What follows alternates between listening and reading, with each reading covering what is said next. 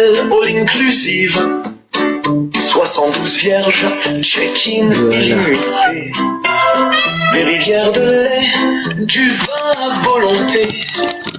Fini la soif, la faim, l'austérité.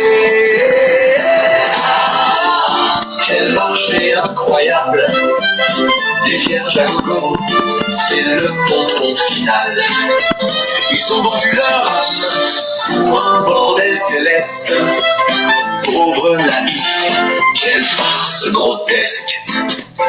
Des fruits à gogo, des palais en or massif, des houris parfaites, retouchées à l'excès. Plus besoin de Tinder, ni de Mythique Express. Ici l'amour est halal, garantie sans stress. Ils s'y croient dur comme fer, à leur fontaine de miel et leur arène de chair. Ils ont troqué leur vie contre un conte de fer. Ces crétins finis, quelle pitrerie achevée. Mais attention les gars, faut suivre le manuel. 5 prières par jour, le ramadan annuel. Sinon c'est la porte, retour à la case départ. Adieu les vierges, bonjour le grand bazar. Quelle blague monumentale. Ils pensent vraiment que c'est ça la vie idéale. Enfermés dans un dogme, lobotomisés à vie. Ces moutons bêlants, quelle comédie infinie. Et l'enfer, parlons-en, ce n'est pas mieux du tout. Des flammes éternelles, des démons partout. Mais au moins, y a pas de vierge à marier. Juste des damnés qui n'arrêtent pas de brailler. Ils vous ont promis le feu, la souffrance infinie. Si vous déviez du droit chemin de la ligne. Mais moi je vous dis, c'est juste un épouvantail pour vous faire marcher droit sans jamais broncher ni faillir. Ils vous ont endoctriné dès le berceau avec leurs histoires de djinn, de paradiso. Ils ont lavé vos cerveaux, formaté vos esprits pour que vous restiez sages, soumis et bien gentils. Alors heureux au paradis, bande de cornichons, à bouffer du miel et à baiser des clones. Moi je préfère l'enfer, au moins on rigole bien. Avec les pêcheurs, les fous, les artistes et les chiens. Elle est courte celle-là, c'est vrai qu'elle est bien. Elle est courte, elle fait quand même 3 minutes. Je m'étais jamais rendu compte. J'écoute, ne t'inquiète pas. Comment ça, au grand titan, tu mets tes enfants à côté de ça? C'est pas possible. C'est grand un enfant de titan ou comment ça se passe? Alors. Bla bla bla bla. On va changer le décor. Changeons le décor. J'en ai fait plein des nouveaux décors. Je vais en essayer quelques-uns. Tiens, pouf, est-ce que celui-là il passe bien? Hey, tu dormais il y a 30 secondes dans la pièce d'à côté. Ta mère se déplace, tu viens aussi. Comment tu fais ça? Voilà. Tu dis, ok, d'accord, il y a les 2 chats, donc il y a la grande qui dormait sur ma chaise de cuisine, là où j'avais mon cul posé dessus, et il y a Gros qui dormait dans son trou. Bah, il est reviendu. Voilà, c'est bon, j'ai mon stéréo de chat, impeccable, magnifique. Ça va même chauffer les pattes. Donc ouais, apparemment, ça passe bien, les affiches. Alors, qu'est-ce qu'on a d'autre comme truc? Je pense que celle-là doit passer aussi. Hop là, on va faire un petit test de tout ce que j'ai fait. Ouais, c'est correct. C'est correct. Plouf, qu'est-ce que j'ai mis encore d'autre? Je me suis fait un petit florilège de trucs. Ah ouais, tiens, le bingo. Est-ce que vous arriverez à lire si je pose un bingo? Là, sur mon retour, c'est pas si mal, ouais. Ouais. Glou est bloqué. Trop stupide. Qui est... Goût est bloqué. Je sais pas. Bloqué pas Goût, c'est pas sympa pour lui. Enfin, non, c'est pas cool. Faut pas bloquer les gens. Plouf. Qu'est-ce que j'ai d'autre? Ah tiens, celle-là aussi, pas mal. On va voir, tac. Ce qu'elle passe. Ouais, le texte est bon. Le texte est bon, on n'est pas si mal que ça. Et si je vous affiche un truc où c'est plus petit, tiens, celui-là par exemple. Ah, c'est beaucoup plus difficile, c'est plus difficile d'un coup. Ah, faut avoir de bons yeux ou une dalle. Ah, quoi que tu me diras, une dalle de téléphone sont pas si mal. Là, j'ai un Pocophone F1. Salut Rire. Je suis en train de faire quelques tests, j'ai fait quelques visuels là, juste avant de lancer le live. Donc, on va bien voir. Donc ouais, si. En tout cas, moi, sur mon vieux Pocophone F1, c'est lisible. T'es encore allongé sur mon câble, toi, c'est pas possible. Sur mon Surface Duo, ça va, c'est lisible. Mais sur mon LG Wing, bah oui, effectivement, c'est lisible, mais normal, c'est un LG Wing. Oh, il y a des gens qui veulent monter. Salut Fab, viens, on est bien. Autant que je fasse mes réglages. Salut. Bonsoir. Comment que ça roule bien? Et je repense à tes croix derrière. Ouais, c'est bien. Non, parce qu'en fait, avant de te connaître, avant d'avoir vu, en fait, c'est un délire de ma sœur. Elle va chez Emmaüs, elle achète des croix comme ça. Henry, je sais pas quoi, là, NRPQ. Je sais plus comment c'est écrit en dessous. Ouais, tu l'as peut-être sur tes croix. Ouais, j'ai bien compris. Voilà. Et en fait, elle achète des croix comme ça à Emmaüs. Et après, elle chope du fil de fer et elle fait exactement la même chose que toi. Et tous les anniversaires, elle en offre un à nos amis. Et on en a tous un. Il y a que moi qui en ai pas. Sinon, je te l'aurais partagé en photo. Et, elle fait aussi des sauts ecclésiastiques. Non, c'est génial ce truc. ça me fait rire. Mais le plus marrant, c'est que tu peux décliner des millions de combinaisons avec le petit Jésus, le Jésus comme ça. C'est. Il y en a un que je vais faire. Je pense que je vais le faire dès que je peux retrouver une brocante et dès que je peux en trouver un. Hop là. Tu vois, quand il est comme ça là, avec les bras levés, je vais mettre, hop là, un bâton dans ce sens-là, un autre bâton dans l'autre sens. Donc il aura, hop là, il aura tu sais, les deux bâtons comme ça. Ouais. Tac. Et en fait, ce sera des sabres laser. Ah oui. Donc tu sais, avec une micro LED et le système électrique caché derrière au niveau de la croix, t'auras le petit bâton lumineux. Et si j'arrive bien, il faut que j'en trouve deux identiques, comme ça je vais mettre 4 bras et ça fera Grivous. Ah oui, Grivous. Mais tu me donnes une bonne idée de quel anniversaire pour ma frangine du coup, parce qu'elle qui offre ça à tout le monde. Ah bah ouais, elle est fan de Star Wars. Si elle est fan de Star Wars, il y a peut-être moyen que ça la fasse kiffer. Alors, elle est pas fan. Nous, on est tous fans dans la famille. Elle connaît, c'est tout. D'accord.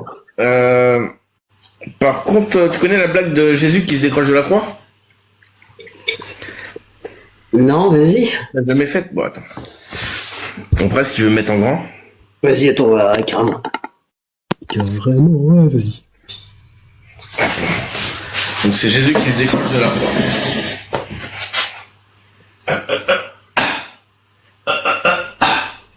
Oh putain!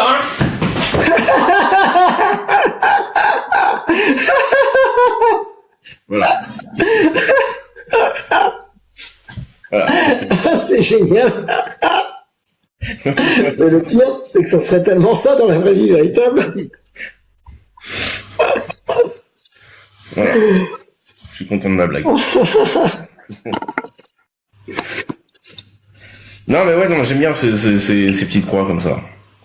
On rigole. Ah, mais ouais, comme je dis, c'est rigolo. Mais du coup, c'est pas ma soeur qui l'a inventé parce que tu l'as toi aussi. Je sais pas d'où ça sort ce truc. En fait, je vais te montrer parce que je l'avais chopé là il y a quelques temps. Voilà, j'avais chopé cette image il y a super longtemps. Voilà, cette photo là. Ah ouais, ça donne une idée. Mon mec, il l'avait fait chez elle. Et je me suis dit, faut que je le fasse en vrai. Donc c'est moi qui ai rajouté YOLO, les moments de détente, mais saut ecclésiastique, ça fait partie de l'image, quoi. Et quand j'ai vu ce truc-là, j'ai fait, oui, oui. J'étais un macam parce que je vapotais. La dernière fois, je me suis fait... Un strike. Tu m'étonnes, TikTok, il aime pas trop. Je suis encore surpris que TikTok ait pas commencé à strike les gens quand il y a le bruit si typique de ça. Oui, attends. Ouais, bon bah. Écoute, c'est vraiment, mais le texte est trop petit pour mes yeux, pour Uriir, ouais, je pense, ouais, Uriir, il y a pas mal d'affiches où les textes seront un peu petits, mais après, c'est pas grave, c'est surtout le gros texte qui sera utile. Donc on est en période de Ramadan. Ouais, on est en période de Ramadan, ouais. Bah ouais, j'ai appris ça parce que en ce moment j'ai plein de potes algériens, mais en ce moment je les vois pas. Donc du coup je l'ai appris que sur internet. Ouais, ils arrêtent de bouffer parce qu'il y a un gars qui leur a dit c'est la nouvelle lune, faut arrêter de bouffer.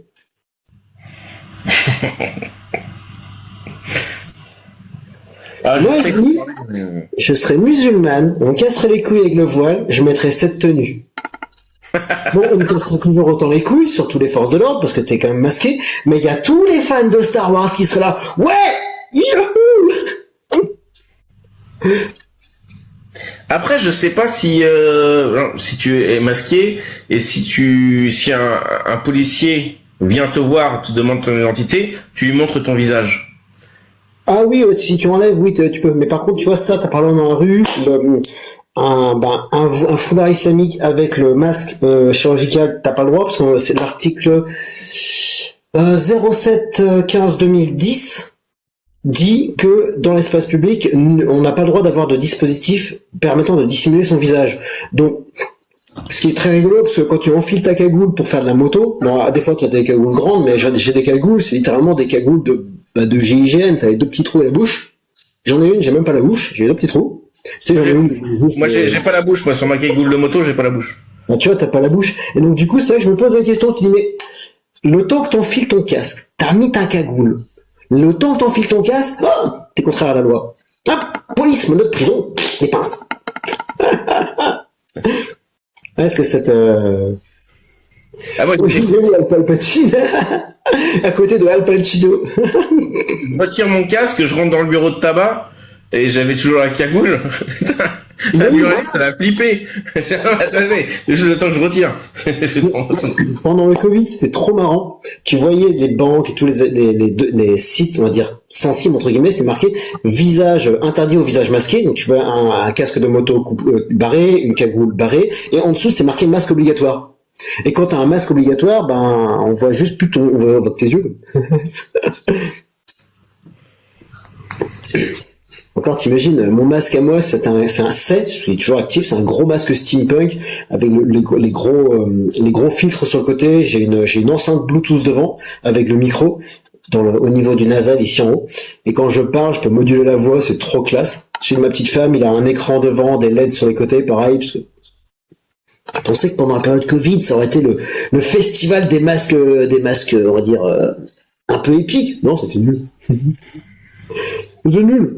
C'était nul. J'avais aucune imagination, aucune création. Nul. Alors, ah bah tiens, vu que c'est Ramadan, regardez. Je me pose la question. Bonsoir, messieurs. Salut à toi. Comment allez-vous? Ça va? Mais carrément bien. Ictomi, je disais, si jamais t'as besoin, moi j'ai 2 imprimantes 3D, tu me dis, je te fais des trucs, hein. Ce que tu veux, y a pas de problème. Ah, commence pas, j'ai une imagination débordante et j'attends que ça d'avoir une imprimante 3D. J'attends que ça d'avoir un jour une imprimante 3D. Je sens que ça va chauffer du PLA dur. Ça va être épique. Moi je m'en propose, y a pas de problème. Ah bah je suis pas content. Mon rêve, ce serait d'avoir, de toute façon je finirai par l'avoir, un petit tour de table, une petite fraiseuse de table, une petite commande numérique 3 axes table et l'imprimante 3D qui va avec. Et là, on va commencer à causer là. Là, on va commencer à causer. On va faire les choix. Oh, tu sais, les imprimantes, maintenant avec les nouvelles, le prix n'est pas trop exagéré, et je parle bas de gamme. Ouais. Franchement, moi j'ai eu 160 € la dernière fois. Puis je commence à bien m'intéresser aux nouvelles Bamboo Lab, parce que l'impression 3D, je suis ça depuis le tout début. Et ça m'intéressait parce que tu montais ta machine, tu bidouillais dans tous les sens. Ouais, les premières que j'ai eues, c'était NafaWise. Ah ouais, quand tu vois les nouvelles maintenant, c'est devenu à la portée de tout le monde. Tu importes ton plan 3D, tu le poses, pouf, tu le lances directement depuis ton smartphone en plus si t'as envie. Ouais. C'est waouh! Parce qu'avant, au début, t'avais vraiment cette espèce de côté geek, bidouilleur, fallait bouger des curseurs. Ouais. L'impression 3D, ça me fait le même effet que les télescopes. Avant, tu posais un Dobson, une connerie, tu posais un truc sur une monture équatoriale avec ta raquette, tu disais, ah, la merde. Et maintenant, t'as un Unistellar ou un Iviscope, tu poses, t'actives, le machin il se lève tout seul. Ouais. Toi, t'es au chaud avec ta tablette à côté, alors que dehors, il caille les couilles et tu fais, regardez, on peut grossir, on peut faire des trucs. Ouais, exactement. Exactement ça. Mais surtout qu'en hiver, tu peux mieux voir le ciel. Et donc du coup, le te cailler l'hiver, bah tu poses ton truc dehors et puis tu regardes à la maison. Bah ouais, comme ça c'est beaucoup mieux. Alors, c'est vrai qu'un petit TV-scope ou un truc comme ça fait pas les mêmes images qu'un Dobson avec un miroir de 400 mm de diamètre, mais le Dobson avec un 400 mm de diamètre, il fait ma taille. Il fait beaucoup, C'est bien. Ouais, mais le truc justement, voilà, avec le Dobson, il faut s'installer, tout ça. Là, tu poses le truc, c'est réglé. C'est ça. C'est comme disait Astronomique, on lui avait demandé c'est quoi le meilleur télescope, et puis lui il répondait le meilleur c'est celui que tu vas utiliser. C'est ce que je dis en photo aussi. Et attend toujours que l'âne de Mohamed passe, mais il est toujours pas passé. Hein. En parlant d'âne de Mohamed qui passe, il y a, alors c'est où? C'est Émirats Arabes Unis, Qatar, Yémen. Il y a une compagnie aérienne, une compagnie aérienne, c'est Burak Airlines. Ouais, c'est vrai. Ouais. J'ai vu un avion l'autre jour en photo, et sur la dérive, t'avais le LAN stylisé, j'étais meilleure idée au monde. Ah bah ouais. Moi je vais C'est génial. J'ai épique. Air Burak, exactement. Ouais, c'est génialissime.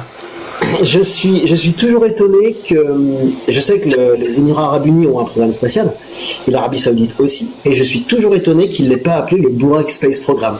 Le BSP, vous aviez un coup à jouer, quoi, mais ça aurait été épique. Il y avait un truc à faire. Mais Mohamed, il aurait installé des catadioptres sur la Lune pour calculer la distance Terre-Lune, ça aurait été pratique. Bah ouais. Il a fallu attendre la guerre froide et que nous on fasse copain avec les Russes alors que tout le monde se foutait sur la gueule pour dire non, nous on fait de la science, vos trucs politiques, qu'est-ce que vous mettez un petit miroir sur nous, s'il vous plaît. Merci. Et Ictomite, on a déjà rencontré de ceux qui disent que c'est vrai, cette histoire de l'âne que Mohamed a coupé la Lune en deux, parce que moi j'en ai rencontré. Hein. Oui. Je dis mais comment tu veux pas rire quand un mec dit ça, sérieusement? Alors, mais normalement, t'es obligé de le croire parce que vu que le Coran c'est une parole divine inaltérée, donc si c'est écrit dedans, je vois pas. C'est dans le Coran, c'est pas dans les sourates ou quoi que ce soit. Alors, dans le Coran, c'est juste mentionné le voyage nocturne, mais c'est pas mentionné comment. C'est juste mentionné le voyage nocturne. De toute façon, on va bientôt y arriver. On est à la sourate 11, c'est assez proche si mes souvenirs sont bons. Et le coup de l'âne et le fait qu'ils soient arrivés à la mosquée d'Al-Aqsa. Alors, la mosquée d'Al-Aqsa est mentionnée dans le Coran. Mais l'âne, c'est arrivé après. Et c'est dans la sira du prophète. Et rien que le coup de Al-Aqsa, ça pose un petit problème, parce que si on... Admettons que le prophète ait vraiment existé, admettons que ce gars-là ait eu les dates qui lui sont données, la mosquée d'Al-Aqsa a été construite 50, 60 ans après son décès. Ou alors peut-être que le prophète était un seigneur du temps. Et donc avec là, tout s'explique. Oui. Et qu'en fait, son âne Doul, c'était pas un âne, c'était un Tardis. Et tout le monde le sait, le Tardis, le Tardis peut prendre n'importe quelle forme. Ouais, mais forme d'âne, mais bourrique. Exactement, mais attends, t'imagines, tu te fais bloquer au 7e siècle dans le désert d'Arabie, t'as une police box ou autre chose comme type de vaisseau, t'as intérêt à changer un peu ton truc. Tu vois ? Et en fait, il a jamais monté sur l'âne, il rentrait dans une sacoche, et comme c'est plus grand à l'intérieur, tac. Ouais, parce que j'ai imaginé un truc horrible là, on pas Ah oui, sinon il pouvait rentrer dans l'âne avec pour rentrer dans le pipoudou de l'âne. Enfin voilà quoi, c'est. Mon Dieu. Voulez-vous partager que parce que vu que c'est en période de Ramadan, Ouais. vous partagez des anecdotes qui étaient pas mal. Parce que on s'est retrouvé dans des pays où le Ramadan perd tout son sens. Et c'était génial. En fait, il y a un gars qui a acheté une usine de poissons en Islande. Ouais. Et moi, je suis monté avec une équipe, donc ils étaient marocains, pour aller démonter l'usine. En période de Ramadan. Ouais. Et donc, la nuit polaire, ou le jour polaire. Ouh. et donc mes potes, enfin c'est mes potes maintenant, parce que ce qu'on a vécu ensemble c'était la galère. Donc c'est des amis. Et donc eux, c'était ça perdait tout le sens en fait le ramadan, parce qu'en fait ils faisaient nuit tout le temps. Mais oui. Et jour juste pendant 2h30. Et donc du coup ils pouvaient bouffer comme nous toute la journée, ils bouffaient, ils buvaient, ils faisaient Bah ouais. Bah ouais. et il y avait, par contre, il y avait un gars qui était avec nous. Alors lui, c'était un Algérien qui habitait sur le continent, enfin sur le continent, sur l'île. Ouais. Et il me disait non, mais par contre, quand le Ramadan tombe l'été, mais c'est la galère. On a 1 heure pour bouffer. On peut manger qu'une heure. Normalement, tu peux manger le matin et puis le soir. Mais par contre, c'est une galère. C'est quel pays tu disais c'était? L'Islande. Mais je crois pas que le Coran a été écrit en se mettant l'idée qu'ils allaient aller en Islande. Je pense que... Islande, tu l'as le jour polaire où t'as le soleil qui passe jamais en dessous de la ligne d'horizon pendant un petit moment? Parce que plus tu montes au-dessus du 60e parallèle, c'est ce qui se passe. Alors pas exactement là où j'étais au niveau de l'Islande, mais tout en haut de l'Islande, ouais, si tu l'as. Waouh. D'accord. Non, mais le Ramadan, ça perd tout son sens là-bas. Bah oui, parce que les heures et puis la lumière changent totalement, donc l'appliquer à la lettre, c'est un peu étron. Donc mais du coup, ils étaient tranquilles, ils mangeaient quand ils voulaient. Ouais, mais bon, dans le cas contraire, quand c'est le jour éternel, parce qu'il y a des périodes de la journée, tu te retrouves dans la merde, hein. Tiens, regardez, je vais vous le dire. Le jour polaire. Donc, évidemment, quand Tommy dit un truc, il cite ses sources. Il va même retirer ses lunettes pour me lire parce qu'il est mieux comme une top. Et là, j'ai un x2 dans les yeux. Alors, du coup, donc, Sourate 2, verset 187. On vous a permis, blablabla, il y a plein de textes, etc. Puis, vous accomplissez le jeûne jusqu'à la nuit. Donc, tu te dis, ok, le jeûne jusqu'à la nuit. Ça marche un peu partout sur une terre plate. Sauf que, un jour polaire est un jour de l'année durant lequel le soleil ne se couche pas, c'est-à-dire où il est possible d'observer le soleil de minuit. Ce phénomène se produit aux alentours du solstice d'été, juin dans l'hémisphère nord, décembre dans l'hémisphère sud. Big up aux platistes. Aux hautes latitudes situées au-delà des cercles polaires arctiques et antarctiques, le jour de 24 heures de clarté pendant lesquelles ce phénomène a lieu augmente avec la latitude. Il atteint son maximum, donc un jour, au niveau du cercle polaire de 66 degrés 34 minutes, à son maximum 6 mois au pôle. Pendant 6 mois, tu vois le soleil, tu peux pas bouffer. T'as intérêt à avoir fait des réserves. Et a lieu en été, mars à septembre dans l'hémisphère nord et septembre à mars dans l'hémisphère sud. Ainsi, au solstice de juin au pôle nord, le solstice du décembre au pôle sud, le soleil reste complètement visible à une hauteur de, je sais plus, après j'ai mon truc ectomique qui est devant un tronc et j'arrive pas à voir. Donc, oui, le Coran a été écrit par un gars qui pensait que c'était une terre plate, étendue comme un tapis. Et sinon, ça aurait été un dieu, il t'aurait dit, vu la clepsydre, vu la clepsydre, vu le trou de la clepsydre, vu le trou de la clepsydre. Clepsydre rempli, clepsydre rempli. Tant que la clepsydre est remplie, tu bouffes pas. Clepsydre vide, vu la clepsydre vide, là tu bouffes. Et là, quelle que soit la position sur le globe et quelle que soit la position en altitude, eh ben ça aurait marché, avec des variations, mais ça aurait marché. Dites-moi, les deux, vous avez entendu ce qui s'est passé sur la Terre plate il y a quelques années en Italie? Je vous la raconte rapide. Vas-y. Il y a eu un couple qui est parti du nord de l'Italie pour aller jusqu'en Sicile pendant le Covid. Parce qu'ils ne pouvaient pas, mais ils sont allés du nord d'Italie jusqu'au sud, en Sicile. Parce qu'ils étaient convaincus que la Terre est plate et au-delà de la Méditerranée, il y avait le vide. Ok? Les mecs, les deux, le couple, sont arrivés en Sicile, ils ont échangé leur voiture avec un bateau. Ils ont pris le bateau pour aller voir le vide, la chute, la fin du monde. Ils se sont échoués sur une île. Ok? L'île de Ustica, en plus. Ouais. Ça aurait pu être des sentinelles, ça aurait pu être... Non. Ouais, attends. Le truc, alors déjà, ils étaient platistes, tout ça. Ils ont été pris, ils ont été emmenés dans un centre, tout ça. les mecs ils sont échappés de ce centre, ils ont volé un autre bateau, ils sont allés là-bas, ils se sont re-shootés sur l'île là même, ils ont été ramenés une deuxième fois au centre, ils se sont à nouveau échappés du centre, mais ils sont allés dans la maison d'un fou qui les tenait en jeu avec un fusil et qui disait on va tous mourir. C'est un truc de malade. Il y a moyen de faire un film. Ouais. Même si c'est une comédie. Moi quand j'ai lu ça, je dis mais c'est un truc de fou. C'est un truc de fou.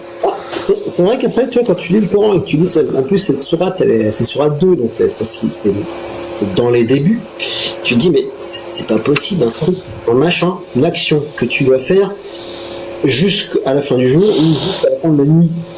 Tu te dis, mais quand tu commences à monter dans les latitudes polaires, ça marche plus, ce truc. Et ouais, alors, mais comme je dis, je ne crois pas il n'a pas été écrit pour être emporté ailleurs. Hein. Le problème, c'est ça. Bah, j'ai bien l'impression, ouais. Mais enfin, si, attends, espèce de blasphémateur mécréant que tu es, espèce de mécroyant, c'est le Coran est censé être universel pour tout le monde. Salut à toi, Electron. Bonsoir les mécréants. Oui, je suis un mécréant, je suis athée, t'imagines? Quelle horreur. Non, je voulais juste savoir, là vous parlez du Coran alternatif ou du Coran constant? Je sais pas, je pense que c'est un courant continu, ça. Mais ça continue encore et encore. Ouais, c'est le seul Coran qui est capable d'allumer des émissions cathodiques. Catholique. Oh, je sais plus, ça me fait chier ce mot. C'est bidon. Bon, on se demande c'est normal ou c'est un triphasé celui-là, ou plus neutre. Je suis électricien de métier, je sais. Je peux vous rajouter une autre connerie du Coran contenu ou alternatif, je ne sais pas lequel il est. Il y en a un mec qui est parti retourner dans la nature, le tour de la nature, et il a laissé derrière lui non, c'est une femme qui est partie et elle a laissé derrière elle un mari et 2 filles. Ça c'est dans le Coran, hein. Oh. Oui. Et comme héritage, elle a laissé 90 000 euros. Il doit être content son mari. Oui, le mec qui a créé tout ce bordel-là, il a partagé cet héritage-là. Alors, il nous a dit, s'il vous plaît, donnez 50%, donnez la moitié à son mari et un tiers à chacune des filles. Alors là, on a 90 000 euros. La moitié, c'est 45 000 euros. On va donner 45 000 euros au mari. Et 15 000 aux filles. Et 15 000, non, et 30 000 à chacune des filles, parce qu'elle a laissé 90 000. Alors là, on a 45 000 plus 60 000. Non, c'est pas combien comme ça. Les maths, c'est pas comme ça que ça marche. Parce que s'il donne un tiers de ce qui reste, c'est ça la différence. Non, c'est pas comme ça. Je vais traduire et je risque de mal traduire le verset. C'est la moitié au mari et un tiers à chacune des filles. Voilà. Ouais. Ah, ok.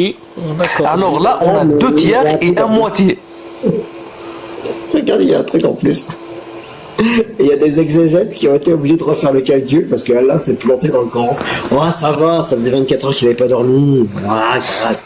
Et il y en a d'autres cas où, lorsqu'on partage l'héritage, ça nous reste une partie qui n'appartient à personne. Ouais. Si vous regardez, c'est bien ça. Il y a un huitième donc un huitième, un sixième et 2 tiers. Et il reste un sixième en plus. Voilà.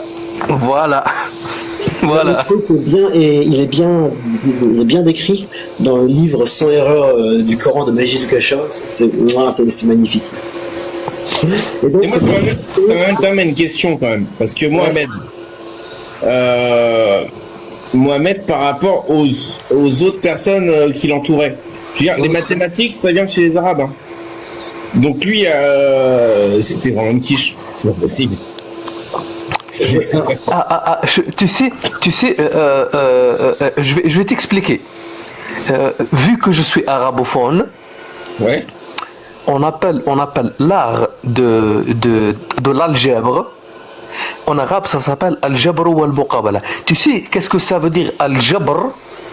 Al-jabr, en arabe, c'est lorsqu'une os est cassée et on cherche à le remettre en l'état. Pardonnez-moi français, hein. C'est ma troisième langue. Le bon ton français, t'inquiète pas. Ouais. Lorsque l'os est cassé, on veut le rétablir. C'est ça al-jabr. Mais Qui est devenu en français et en anglais algèbre. je me demande. C'était. J'ai juste un truc à dire. Si les maths sont venus avant l'islamisation, si c'est pas Non, c'est bien d'avant. C'est une question. Non. Les mathématiques sont nées avant, mais les calculs de 1 sur 2, 1 sur 4, plus 3 sur 28, ça, c'est à cause de la faute que Dieu a fait dans l'héritage. Et ils ont créé tout ça pour régler les problèmes de l'héritage. Pour rectifier derrière Allah. Les calculs de fraction, je veux dire. Voilà les calculs des fractions. Ils ont créé tout ça pour régler les problèmes que Allah a créés. Bah, c'est pas sa faute s'il est dyscalcule, il sait pas. C'est clair. Ça arrive à tout le monde, hein. Ouais, après, Aussi, c'est des calculs de rien, moi. ça dépend quel type d'os aussi. Quoi. Tu tombes sur un os dit d'un Oedicus ou tu tombes sur un os de T-Rex. Ça dépend quel os tu vois. Mais Ouais, quand même, pour un les dieu T-Rex, créateur, les T-Rex, ils ont 6000 ans, hein. Je te rappelle, les témoins de Jéhovah, ils disent ça aussi. clair. En plus, t'imagines, tu tombes sur un T-Rex de 6000 ans qui date de 65 millions d'années. Donc là, en plus, il est fond. Ah, c'est chiant, ça casse le calcul. Ah, et la dernière.